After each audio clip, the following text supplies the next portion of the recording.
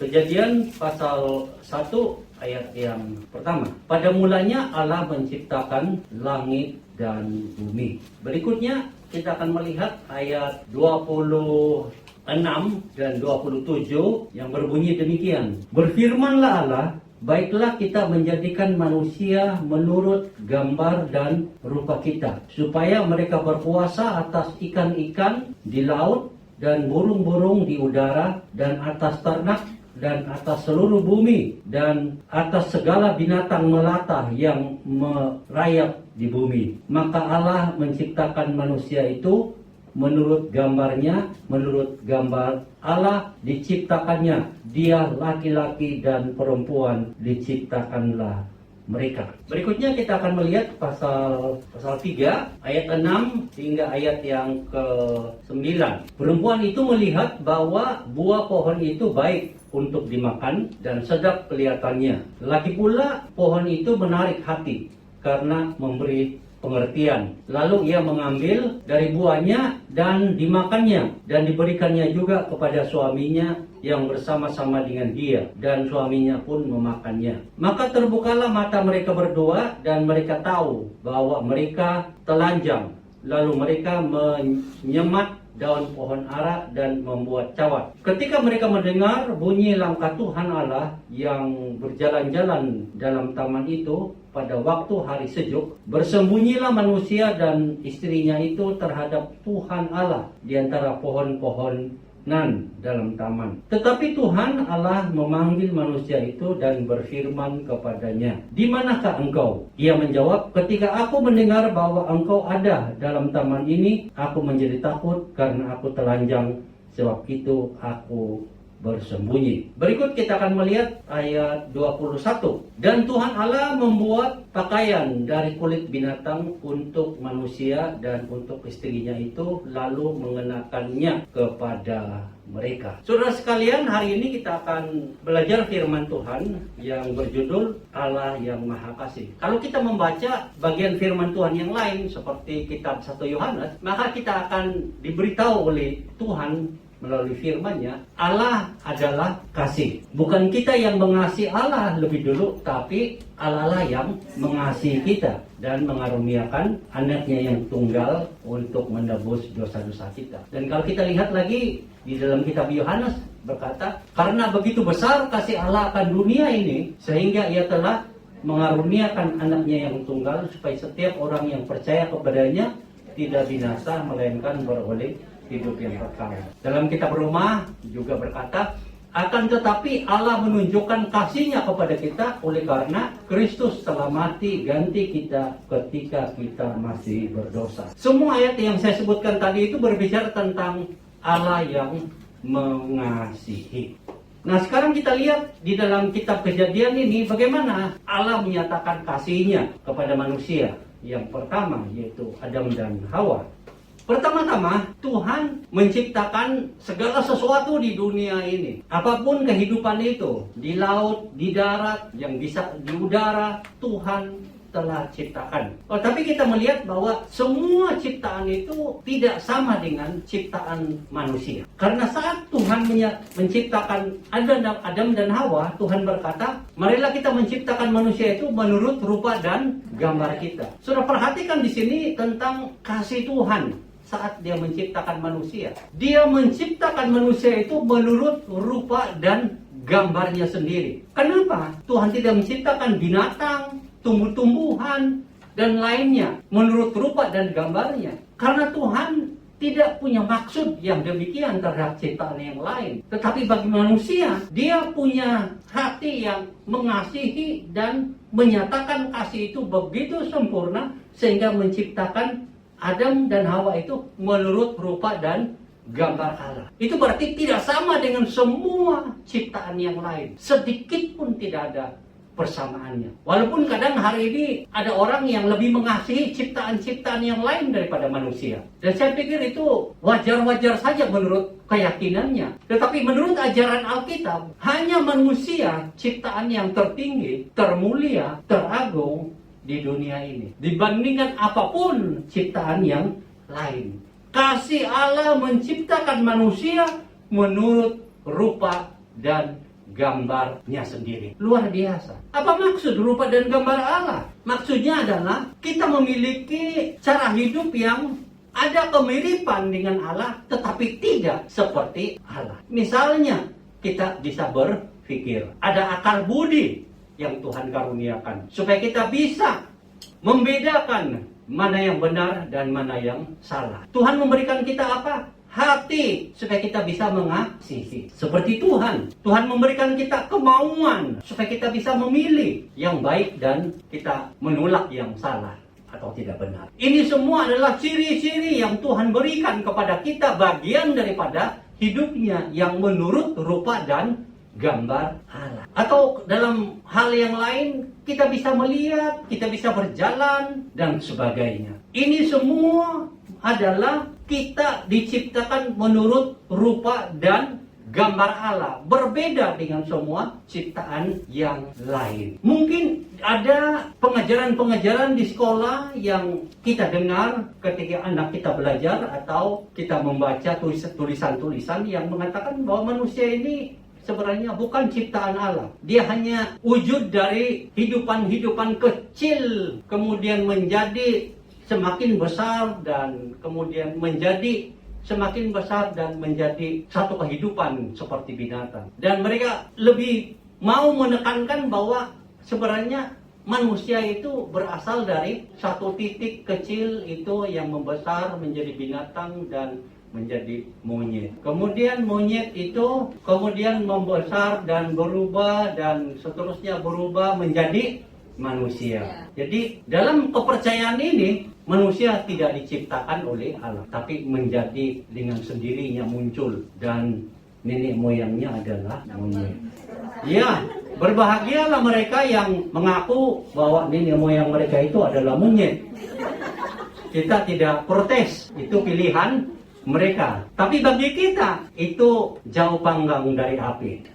Itu tidak masuk akal sama sekali. Karena firman Tuhan mengatakan kepada kita bahwa Dia Allah yang mengasihi itu menciptakan kita begitu unik, begitu istimewa menurut rupa dan gambar Allah. Ada akal budi, ada perasaan dan ada kemauan. Kita ini begitu unik. Jadi saat kita melihat kasih Allah yang menciptakan kita menurut rupa dan gambar Allah ini, marilah kita ambil kesempatan untuk merenung diri kita. Mungkin ada yang bangga dengan dirinya, tapi banyak juga yang susah menerima dirinya. Walau secara manusia, mata manusia, kelihatan orang ini serba sempurna. Rambutnya, wajahnya, alis matanya, hidungnya, mulutnya, bentuk tubuhnya. Tapi ada saja orang yang walaupun memiliki demikian tidak percaya diri. Walaupun memiliki demikian tidak bisa terima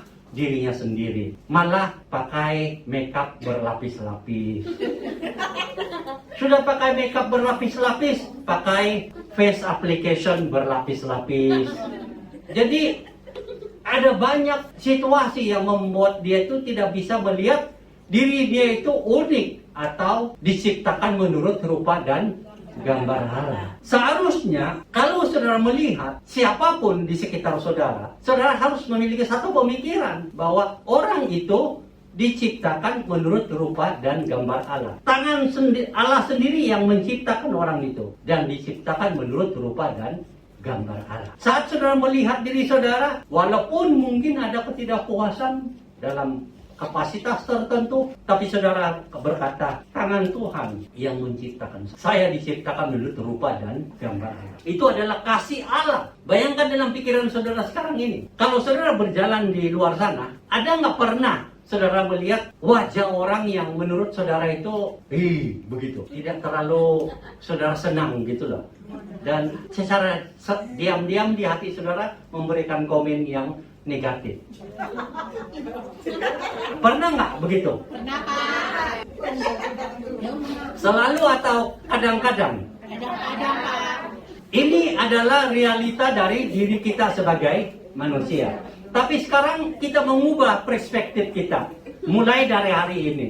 Begitu saudara lihat teman-teman di sekitar saudara, lihat kiri kanan. Lihat kiri kanan. Oke.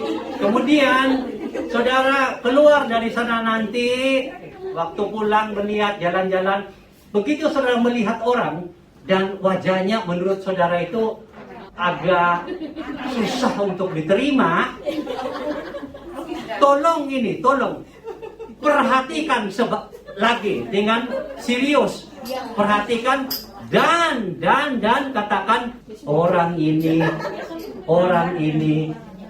adalah karya Tuhan, tangan Tuhan yang menciptakan orang ini, dan orang ini diciptakan menurut rupa dan gambar Allah. Akhirnya kita akan belajar untuk melihat semua orang itu sebenarnya ciptaan Tuhan, diciptakan menurut rupa dan gambar Allah, unik, dan Tuhan bilang, you are the best. Kamu itu adalah yang terbaik di atas sana. Ngomong begitu. Loh, siapa kita yang coba ini baik, ini tidak baik, itu bagaimana? Apalagi siapa kita? Kalau Tuhan saja bilang begini, kenapa kita bilang begini?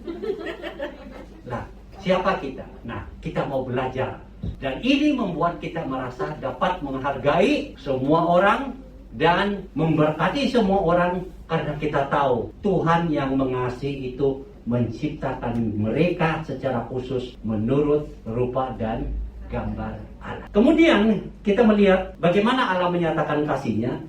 Yang pertama tadi kan menciptakan kita menurut rupa dan gambarnya. Beda sama yang lain-lain. Sekagum-kagumnya saudara dengan binatang tertentu atau tanaman tertentu, bunga tertentu, itu masih tidak ada harganya dibandingkan dengan tubuh manusia. Kalau saudara melihat kayaknya kok bagaimana ya, jelek sekali orang itu, terus saudara lihat bunga, wah ini bunga cantik sekali, itu bunga itu masih tidak ada harga apa. Oh ini kok mahal sekali nih bunga, orang itu kok bagaimana, yang miskin dan ketinggalan zaman, oh dia masih lebih berharga karena dia ciptaan Allah. Kemudian kita melihat di bagian yang ketiga, manusia itu kan jatuh di dalam dosa. Nah, ada waktu saudara membaca sendiri bagian Alkitab ini supaya saudara tahu sejarah manusia yang diciptakan oleh Allah dan jatuh dalam dosa.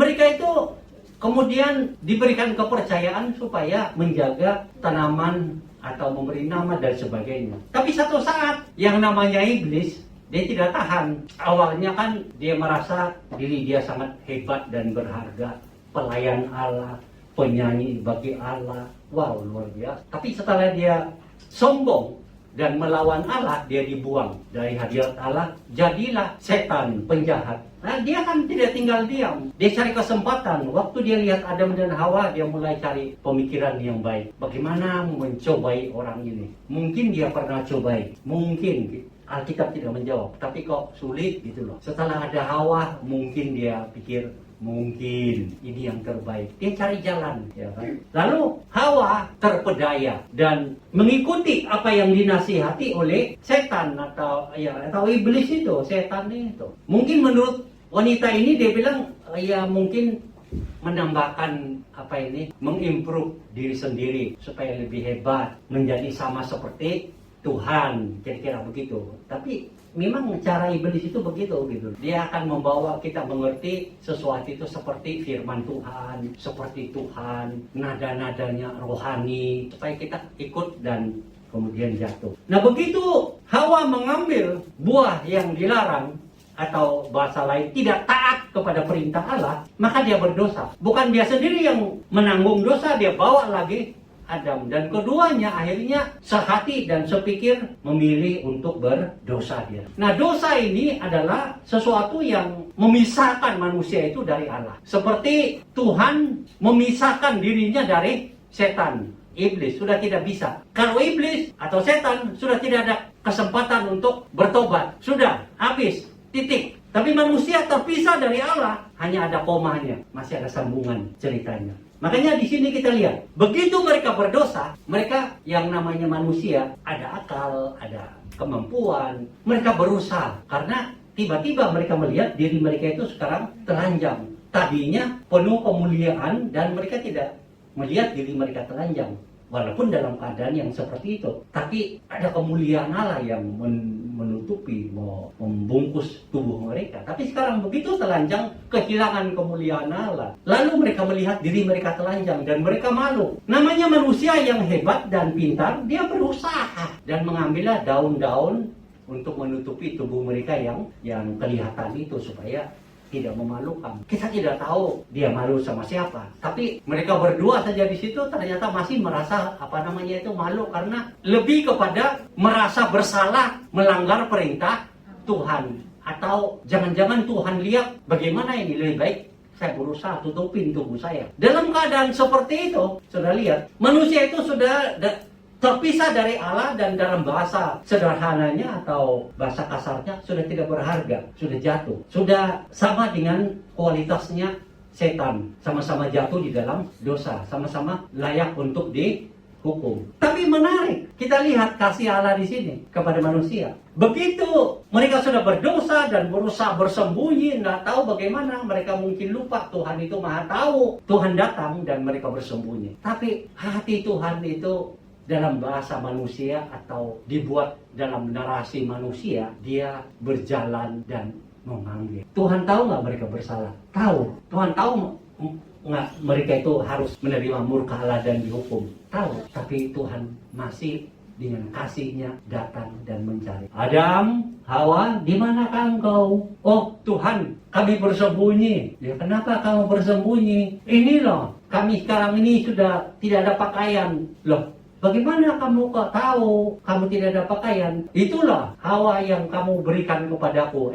Nyalain Tuhan lagi. Yang kamu berikan kepadaku, yang menggoda aku atau apa dan sebagainya. Ya, apakah itu benar? Kan sabar Tuhannya itu loh. Sabar sekali. Coba kalau saudara sudah langsung kamu sudah salah ya, neraka dan sebagainya, sabar. Bagaimana? Apakah betul itu Hawa? Sebenarnya begini ceritanya. Mulai dia menceritakan kisah-kisah bagaimana ular itu datang yang dirasuki oleh iblis itu, ya. Jadi ular itu dipakai iblis untuk masuk dan berbicara. Dan banyak lagi lah alasan-alasannya. Tapi sudah lihat cara hati Tuhan. Walaupun Adam dan Hawa berdosa dan layak dimurkai, dihukum, tapi Tuhan tetap datang dan mencari dan berbicara. Itu kasih. Jadi saat saudara berjalan di dalam kegelapan, di dalam dosa, yang saudara lihat dirimu, Tuhan aku kok berdosa ini. Sadar sekali dia berdosa seperti Hawa, Adam dan Hawa. Aku ini sudah tidak ada pakaian, Tuhan telanjang. Menyadari dirinya betul-betul bersalah karena tidak taat kepada Tuhan. Mungkin saat saudara merasa diri saudara itu jalan sendiri, memilih pikiran dan pujukan-pujukan iblis dan sebagainya, dan hidup di dalam dosa, mungkin terus-menerus kelamaan hidup di dalam dosa, dan saudara pikir Tuhan sudah tidak mau mencari saya, Tuhan sudah tidak mau memanggil. Ingat, Tuhan tetap aktif mencari karena dia mengasihi. Tapi saya orang berdosa, Adam dan Hawa orang berdosa, tapi Tuhan tetap cari karena kasih. Saudara berdosa, sehebat apapun, sehancur apapun, senajis apapun engkau menurut pemikiranmu karena dosa yang begitu menjijikkan yang saudara lakukan atau terlibat, Tuhan tetap mencari saudara. Suaranya tetap memanggil saudara. Bu Alin, di manakah engkau? Bu Ramla, di manakah engkau? Bu Ani, di manakah engkau? Bu Yunalis, di manakah engkau? Bu Cynthia, di manakah engkau? Kira-kira begitu. Apa itu panggilannya? Jadi saat kita lagi hidup, pikiran kita kok lebih banyak dosanya, hati kita kok, sikap kita kok lebih banyak dosanya, baru itu yang berbentuk sikap, pikiran, kata-kata. Tapi mungkin ada orang yang sudah terlibat di dalamnya sampai betul-betul hidup di dalam dosanya. Ingat, kasih Tuhan tidak pernah berhenti atasmu. Dia tetap mencarimu, dia tetap memanggilmu, menyapamu dengan panggilan yang lembut. Di manakah engkau? Di manakah engkau? Makanya kadang kalau kita sendiri itu, tiba-tiba kita diam-diam, tiba-tiba kita sadar kok kita ini alasan tak berdosa. Nah itu kan semacam cara Tuhan memanggil kita. Kemudian kita bilang, aku minta. Itu ada maksud Tuhan untuk itu.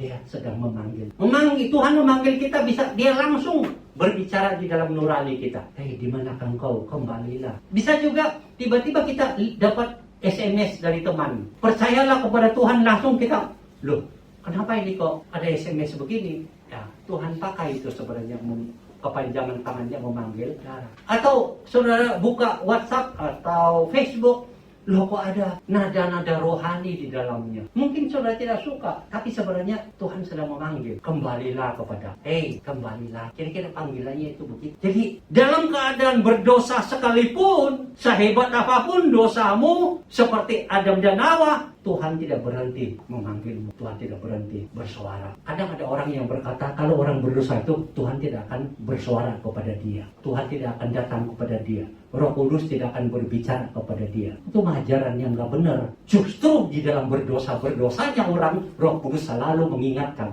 Ya enggak? Bertobatlah, bertobatlah. Masih tidak bertobat, langsung jatuh di sungai. Baru dia bilang, oh ya, aku bertobat.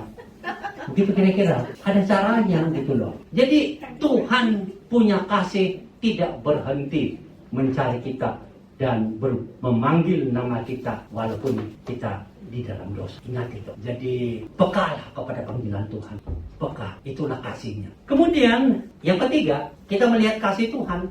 Mereka kan tadi berdosa, tubuh mereka telanjang karena mereka sudah menyadarinya. Lalu mereka mengusahakan menyelamatkan itu dengan cara menutupi dengan daun-daun. Kan itu usaha yang tidak betul gitu loh. Tidak pas, tidak baik. Jadi menutupi dosa dengan cara dan kemampuan sendiri tidak bisa menyelamatkan. Lalu Tuhan kan tahu bagaimana menyelesaikannya. Kenapa tidak biarkan saja dengan daun-daun menutupi tubuh mereka? Kan bisa. Tapi ini menutupi dengan usahanya sendiri. Yang dilakukan Adam dan Hawa tidak bisa menyelamatkan mereka.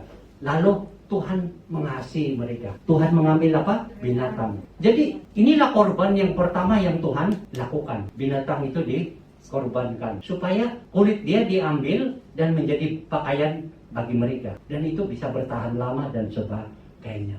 Tapi bukan itu saja maksudnya, tetapi korban itu sendiri, kalau kita membaca pengajaran firman Tuhan tentang arti korban itu adalah dia mengambil alih murka Allah itu supaya jangan jatuh ke atas orang. Jadi ini ada gambaran seperti korban domba yang dilakukan oleh Israel itu. Binatang itu dikorbankan untuk menutupi dosa manusia atau orang yang telah mengorbankan. Jadi diumpamakan seperti murka Allah itu menimpa binatang itu dan tidak kepada manusia itu. Jadi Tuhan sendiri yang mengambil tindakan untuk mencurahkan murkanya atas binatang itu sebagai korban dan bukan kepada Hawa dan Adam dan Hawa. Karena kalau langsung kepada mereka udah hancur, mati neraka langsung. Tapi biarlah binatang saja yang kena lebih dulu. Karena ini kasih dulu ini. Lalu memberikan jalan supaya mereka itu jangan terhukum oleh murka Allah pada saat itu. Makanya binatang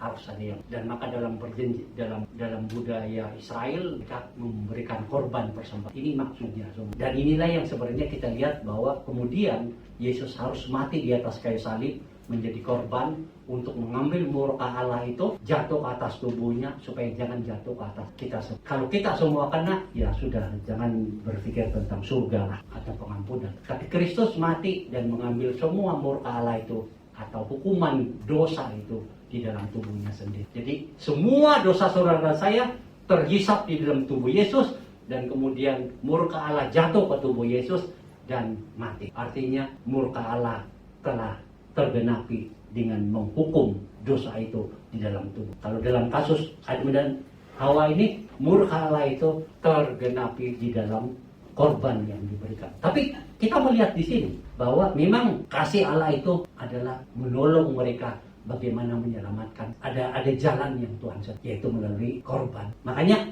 kita lihat inilah begitu luar biasa kasih Tuhan itu kepada Adam dan Hawa. Tapi kita melihat di sini bahwa Allah itu adalah Maha Kasih. Dia menciptakan Adam dan Hawa menurut rupa dan gambarnya, juga memberikan kita keyakinan bahwa kita semua ini bagaimanapun bentuk wajah tubuh kita ini adalah diciptakan menurut rupa dan gambar Allah. Saat saudara jalan di sana sini atau lihat siapa saja, tetap mereka itu saudara katakan diciptakan menurut rupa dan gambar Allah. Jadi saudara ada menghargai orang dan sebagainya. Kemudian kita lihat mereka jatuh di dalam dosa, Allah tetap mencari mereka. Allah tetap mencari mereka. Dan kita menyadari di sini dan memanggil nama mereka. Kita menyadari di sini bahwa kita pun saat kita jatuh di dalam dosa, kita jangan berpikir bahwa Tuhan meninggalkan kita, Tuhan menjauhkan diri dari kita. Sebenarnya Tuhan memanggil kita, datang kepada kita dan memanggil kita kembali. Pulanglah, pulanglah, kembalilah, kembalilah, karena Tuhan mengasihi kita. Kemudian kadang kita sudah jatuh di dalam dosa, kita berusaha mungkin menutupi dosa kita dengan seperti mereka itu dengan daun.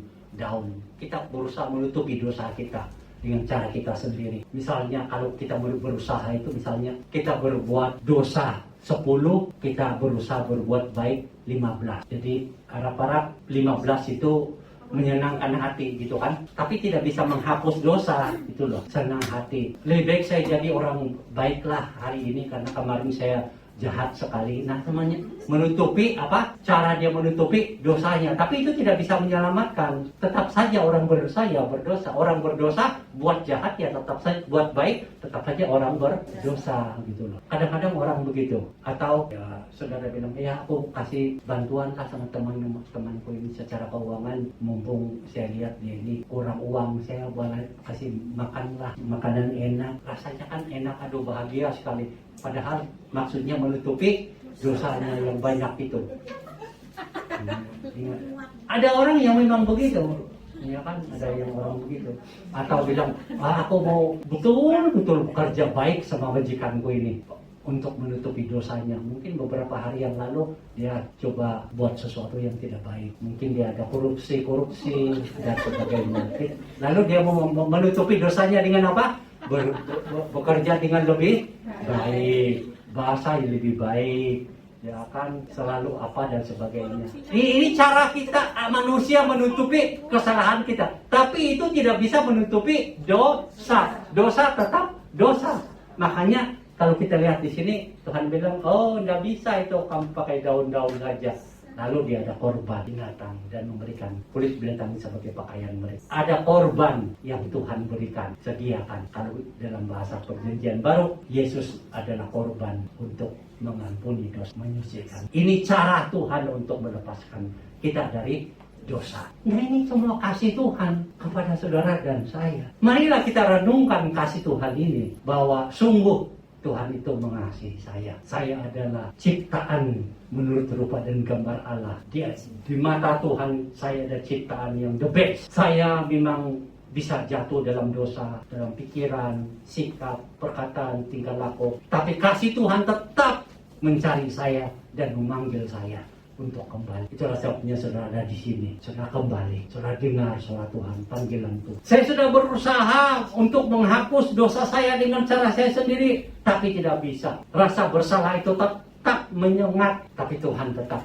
mengasihi kita, memberikan jalan keluar. Ada korban, ada Yesus mati di atas kayu salib mengampuni dosa kita. Di dalam Dia kita memiliki pengampunan kita, yaitu pengampunan dosa di dalam Yesus. Lalu saat kita percaya kepada Yesus, kita diberikan pakaian yang baru, dibersihkan, disucikan dari segala noda-noda dosa, sehingga kita tidak lagi merasa bersalah. Aku sudah diampuni. Itulah kasih Tuhan kepada kita. Amin. Mari kita berdoa. Ya Tuhan, terima kasih untuk firman yang kembali mengingatkan kami betapa Tuhan, kasih Tuhan nyata saat menciptakan kami menurut rupa dan gambar. Kasih Tuhan nyata kepada kami saat Engkau memanggil kami datang dan kembali ke jalan, dan Engkau memeluk kami menjadi anak-anak. Kami sadar, ya Tuhan, Engkau mengasihi kami saat kami berusaha menutupi dosa kami dalam berbagai cara, tapi tidak bisa. Dengan mengutus Yesus korban untuk menghisap semua dosa kami dan menerima murka Allah itu bagi pihak kami, dan dosa pun terhukum di dalam diri Yesus. Dan saat kami percaya kepada Yesus, semua dosa kami Tuhan sudah ampun. Terima kasih Tuhan untuk kasih-Mu yang luar. Dan tolonglah ini menguatkan kami untuk lebih mencari Engkau, mengutamakan Engkau, dengar-dengaran Engkau. Di dalam nama Tuhan kami Yesus Kristus kami sudah berdoa. Amin. Tuhan memberkati kita semua.